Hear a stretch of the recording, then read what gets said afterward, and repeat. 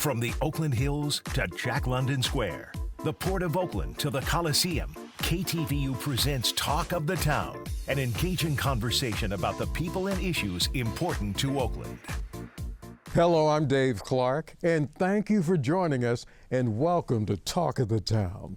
Now, I'm really extra excited today because my guest is not only a talented musician, a talented performer, but he's also my friend.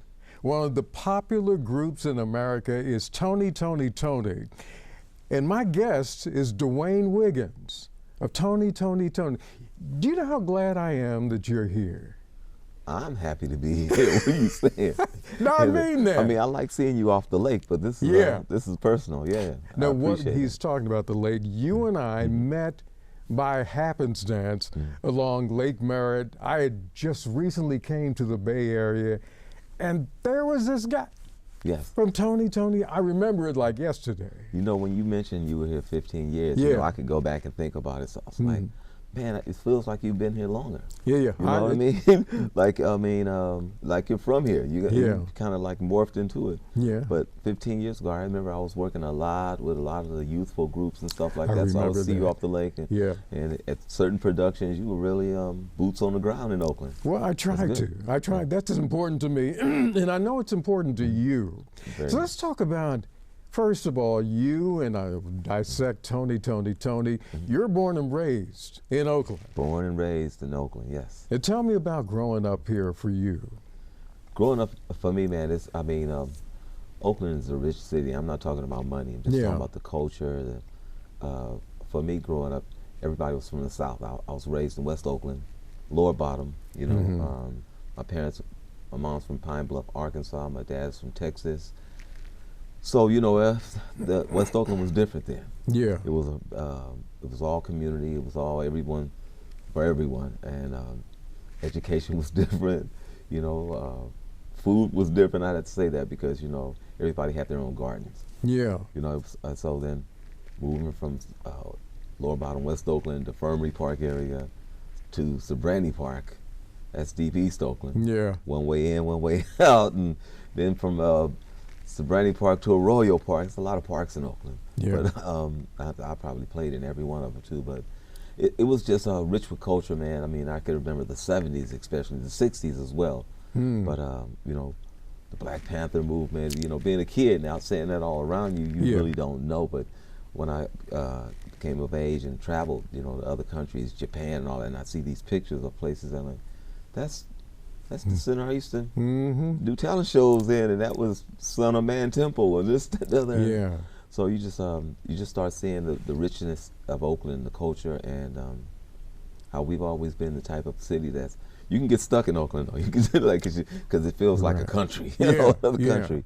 And you start seeing things outside of it, and you really appreciate the fact that you were able to grow and pull from the energy out here, and.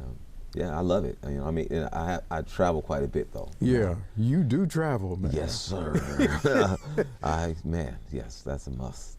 Let me, one thing I got to get out of the way, and you probably talk about it a lot. The name of the group, Toni. Yeah. Where did that come from? You know what? It's a trip because everybody has this sort of definition of where it came from because, you know, we have different, you know, people that came through the lens of Toni.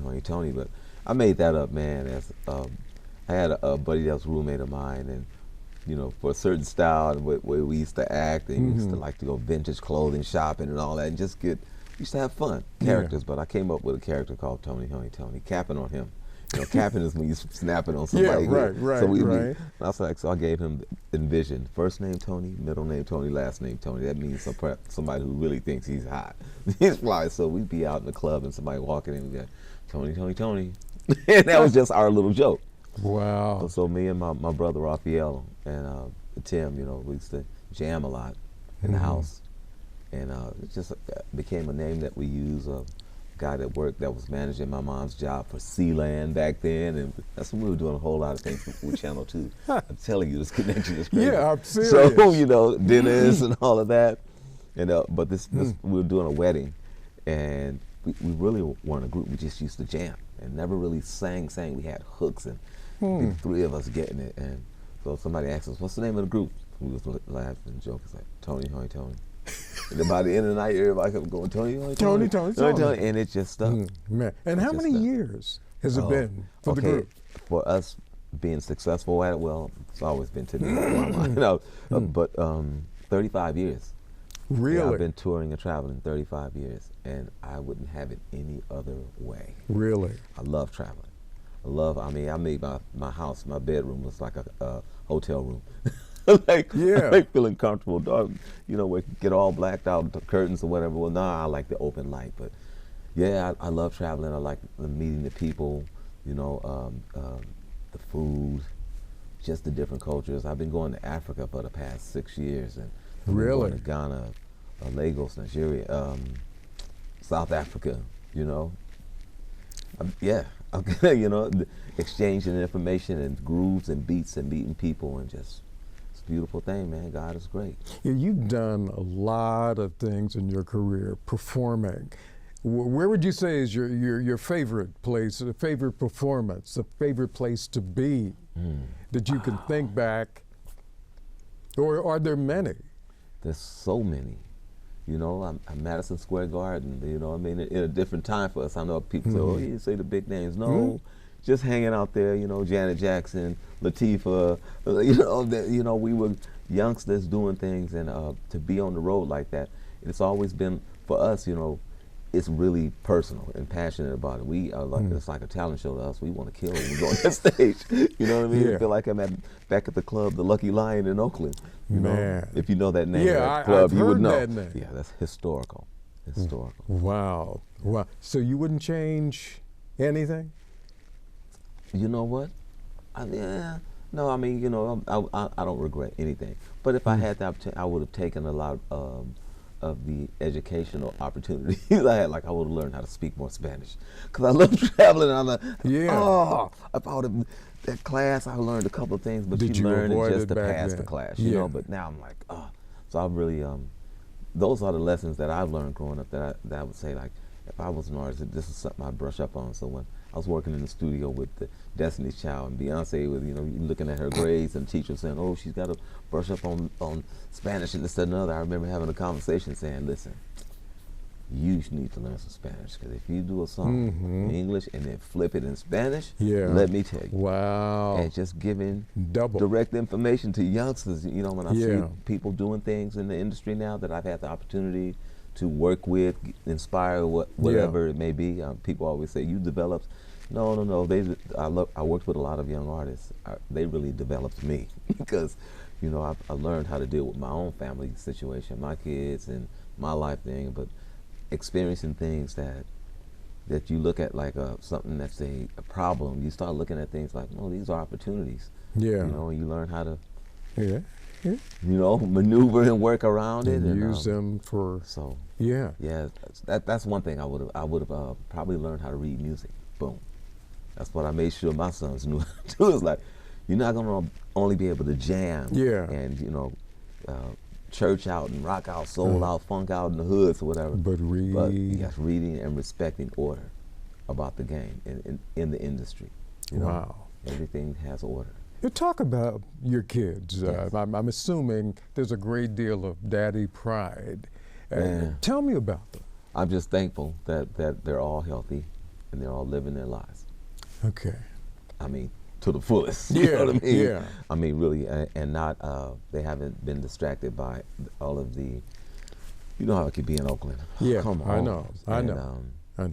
So I'm thankful for that. I'm thankful that, well, my sons in particular were able to get out of Oakland. And I'm not just saying, not saying it's a bad thing, but you can't stay here. You got to take this and you got to share it with the world. Yeah. And I'm thankful to say that, they travel. I mean, call my sons over in Paris, whatever. What you doing? Oh, I'm just at a club. I was like, oh my God, he's at a club. Yeah. 26 years old. Yeah. And then my other one's 23, and then my daughter's like 32. And so yeah, I'm thankful that everybody's healthy. Man. And a sound mind. I think back to when we talked a long time ago, you were mentoring young people in a studio. Yeah, I had in Oakland. What I call TSM, Toni School of Music. Yeah. And it was held in the House of Music. So this was after man, a string of young artists that I produced, you know, and I learned so much. And when I moved back from LA, which was 2013, 2012, 2013, I acquired a studio. That's how I remember. 10,000 square foot warehouse on 85th in East Oakland. And strange enough, that was across the street from the location where my first talent show was. As a kid, at 11, 12 years old, it was at Tasafaranga. Across the street in that, I was playing Hey Joe by Jimi Hendrix, got booed and everything. But now I'm across the street back where I started. I was like so comfortable, and first thing I thought about doing was picking up on what I did in LA, producing Zendaya, her tour. And my son was the music director, and I was just the production manager of the whole thing, so I kept it at A+ industry level. That's no small thing, Dwayne. I mean, come on. It was fun. It was, I mean, 15 kids. We had auditions for her tour and stuff, but we auditioned kids at Oakland School of the Arts. And we were bringing like 15 kids weekly from Oakland to LA, and it was really something to see.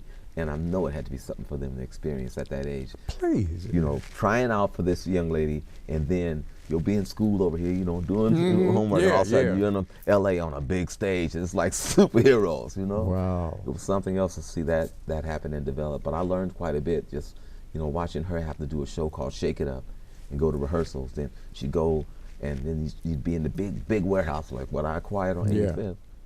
And the tutors and stuff were right there.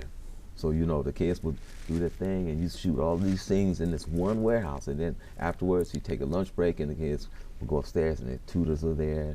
Education was key, such. And I knew Zendaya from Oakland, so I was like, I always knew she had it. I was like, this one here has that glow. You were right. Above and outside of it, she's But her parents, you know, key part of the game. Parents' involvement.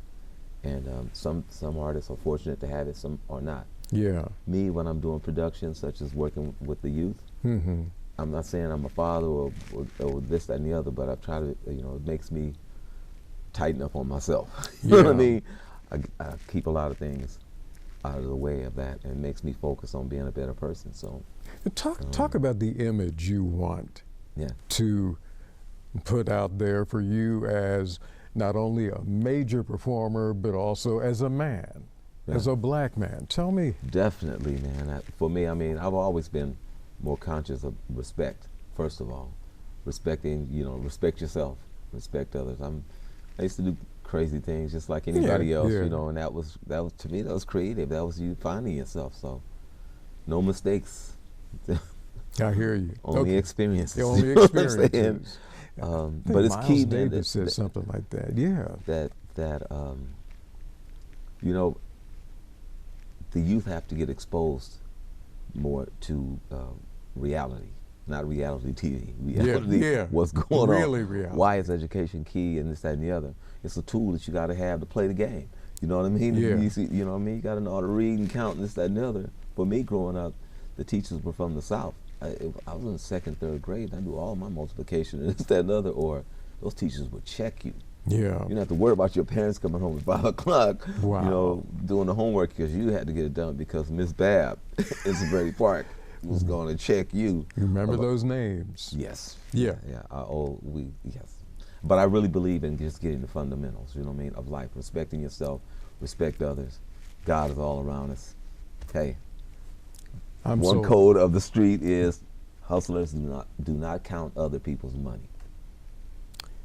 Wow. Yes, you know what I mean? I had to put it in that sense. So but, you know, be happy for others, but you never feel like, you know, just do you. Do you. And it's always a good thing, and bring what you bring to the table in life. And that's what I try and instill, but also, you know, a lot of confidence. It takes a lot of confidence to be an artist. Be on that front line. It takes a lot of confidence, man. Explain. Talk more about your. Well, I was always about showing kids how to do interviews, like such as how we was having a always tell them, you know, they get nervous. A lot of get nervous when they have to do interviews. It's not just a conversation about you. I mean, that's right. You don't like talking to people, whatever. Don't try and be anything but who you are. But I've always liked taking kids to. I have a friend that hosts the show KPFA, Greg Bridges. Yeah. That was my training ground for artists like the girl they call her right now, yeah. Gabby, and my sons, Pop Life, Kaylani, all of them. I always took them to places like that to learn how to do interviews and articulate who you are. Because I feel like if you want to be a star, they gotta like you. The music only becomes the score. That's it. Let's talk about music briefly. Yes. You play. Yeah. And you sing. Which do you like better? Or they kind of work all together. I don't really consider myself a singer because, I mean, I'm Wayne. I'm Dwayne. I do me, but I played behind some fabulous singers, but then I also admire people like Al Green. You know what I mean? Al Green does them. He didn't take lessons to do. No, that's him. That's him. James Brown is James Brown. So. I like doing both. That guitar for me is like a shield, a savior. That guitar, if it wasn't for the guitar, there's so many things that would have distracted me in Oakland, and I could have gone down the wrong aisle. You know what I mean? But that guitar, I was so trying to master that. It was like my shield of not getting things out of the way. I could walk into most situations, and when I was 12, 13 years old, playing in clubs, and things would happen around us, but for some reason the young guy, the musician, we made sure he was okay. Take care of him. Or I was able to see and learn a lot of things by being backstage in adult situations. Interesting. When did you start playing the guitar? I started playing at 11. I really started playing, getting things together by the age of 13. Taught yourself, or did somebody? A little self-taught, but no. The neighborhood. The neighborhood there. There was a guy named Big Dwayne who showed me all the Jimi Hendrix stuff. So once I learned Hey Joe, and that down, you couldn't tell me nothing. I learned how to do that. That's great. That was it. And then there was so many other people. Jerry, all the talent shows were productions back then. Yeah. The Oakland Auditorium would sell out the Oakland Auditorium with a talent show. So when I got a chance to do America's Got Talent with Pop Life and all that, I was like, oh, this is like the talent shows we used to do today. We've been there. Yeah, because you couldn't just show up and you had talent. Okay, go on the stage. No, they had 3 months of prep, preparing. So you'd have to, come to school, come in at a certain time, rehearsals, how the time's going to come to the stage, who's the opening band, all of that. It was a production, and everybody working together. Wow. And so I really thought of it that brought communities together. People work together. Yeah. And because you loved it so much, it was fun. Yes, it was. It was play. It wasn't work. You could do it all day. Oh yeah. Definitely. And you polished up on things in school because you wanted to be able to come home and go rehearse and jam with your buddies. So you had to get your homework done. And so you learn how to put things in order. Tell me briefly about working with family. Yeah. Working with your brother. Yeah. Is that easy?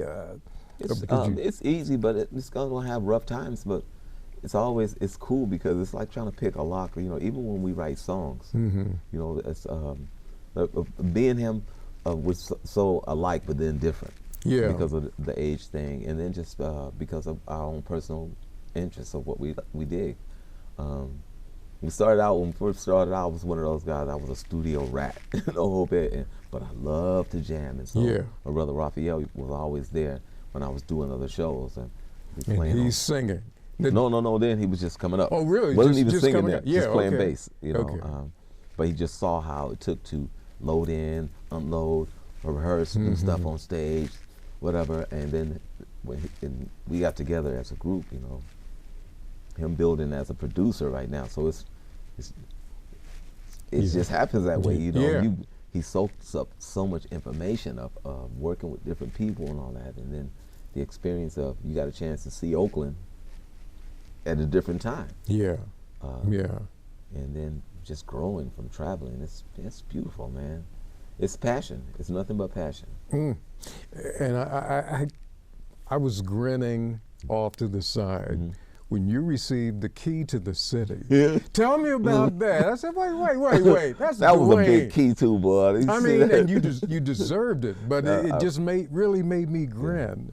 And I wished I was there. Yeah, I said that to the mayor. It's like, you know, I really appreciate this, but I don't know why, but I felt like I always had the key to the city because the people was the key. Yeah. You know what I mean? And I can go in any neighborhood and just roll and do my stuff. And because I have a big family, yeah, you know, my family is kind of yeah, I feel good. I feel comfortable. You were comfortable wherever you went. Yes, but I did appreciate that. That was big. I got a chance to share the stage with some other gifted individuals that day, and we all know each other in some way. But it's good to see people still, you know, getting their flowers while they're still here in Oakland, because we don't celebrate ourselves enough. Yeah, you know what I mean. And like I said, it's not about money, because we the money. Take care of yourself, respect yourself, and love on each other. Look at us. Yeah. We're rich. Yes, you are. Yeah. Yes, so what still would you want to do for you, for Toni? Yes. What still? To me, for me, and I'm going back to, I mean, I got rid of my studio situation last year.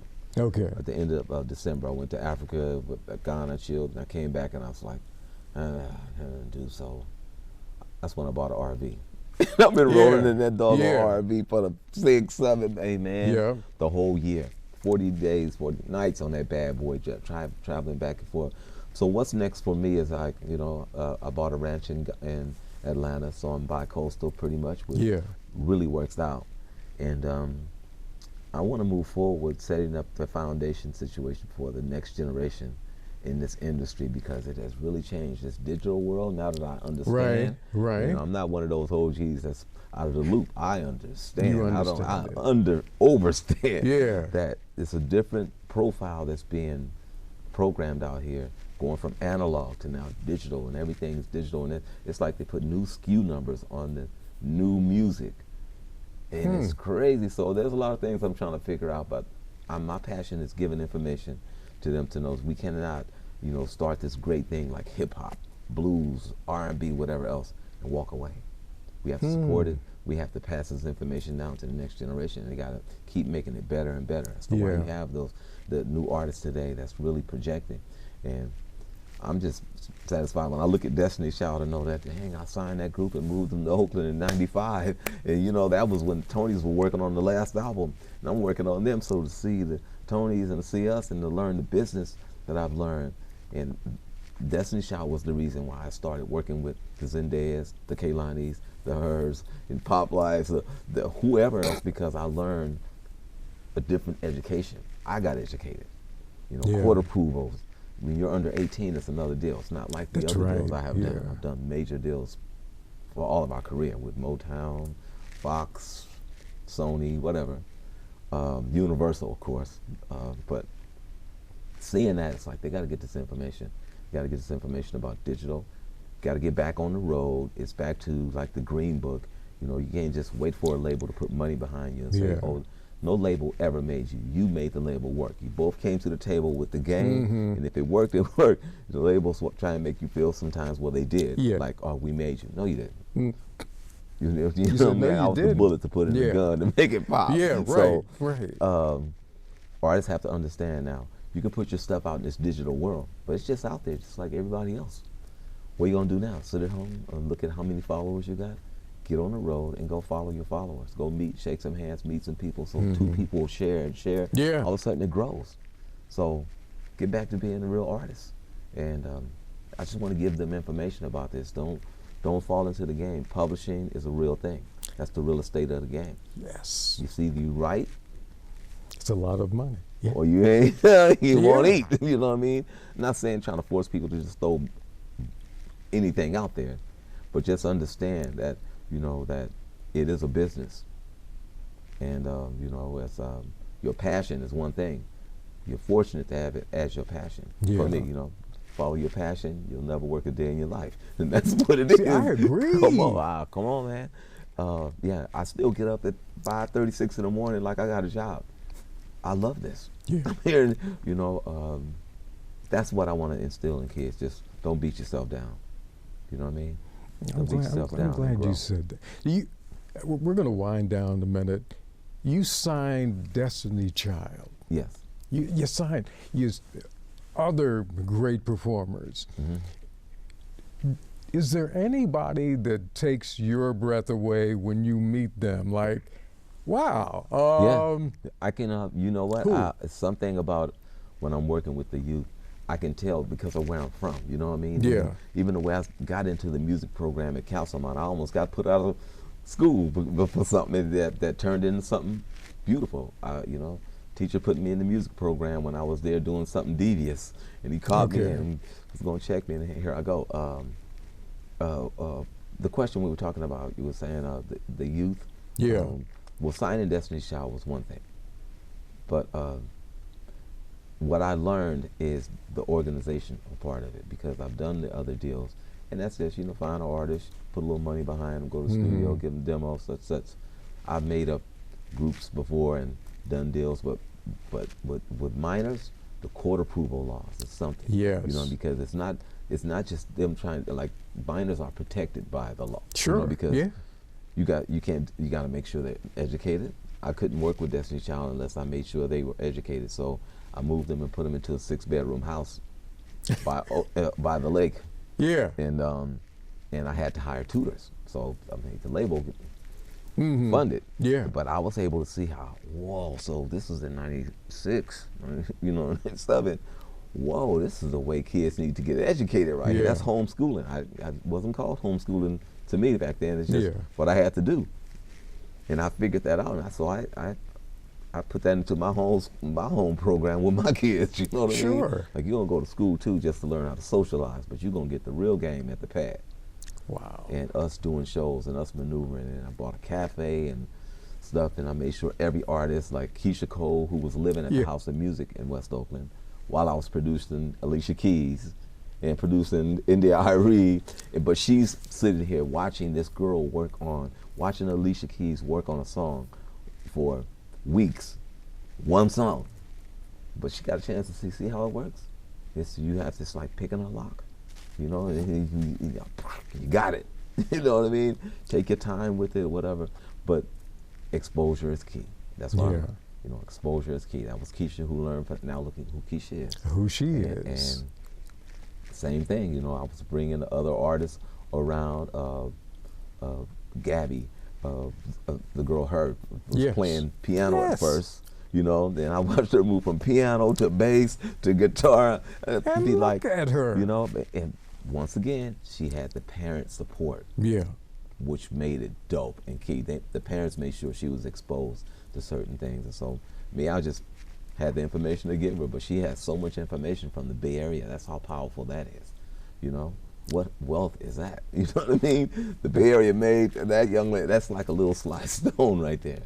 And it's, you know, like Kaylani, you know, another one, you know what I mean? The energy of, not as, you know, a solid foundation of that, but a solid foundation when you look at her family being there for her, you know what I mean? When she could have felt by the wayside with a lot of distractions, and me, I just made sure, I was like, I'm gonna make sure, you know, I'm gonna keep bull out the way. While we weaving and bobbing these shows, whatever distractions ain't gonna pop when I'm around.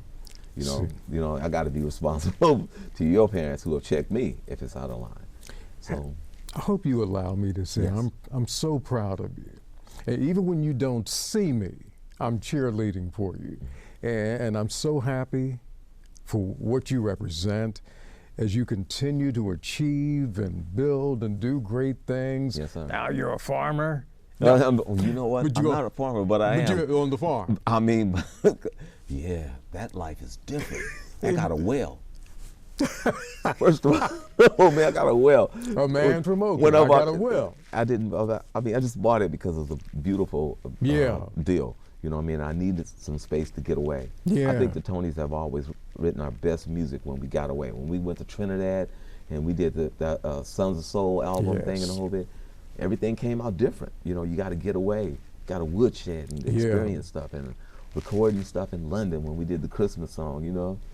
And I tried to be a rapper. I'll never forget that. And anyway, well, so, Yeah, life is good, man, when you get a chance to get out and share the wealth, the talent, the gift. Well, continued good blessings.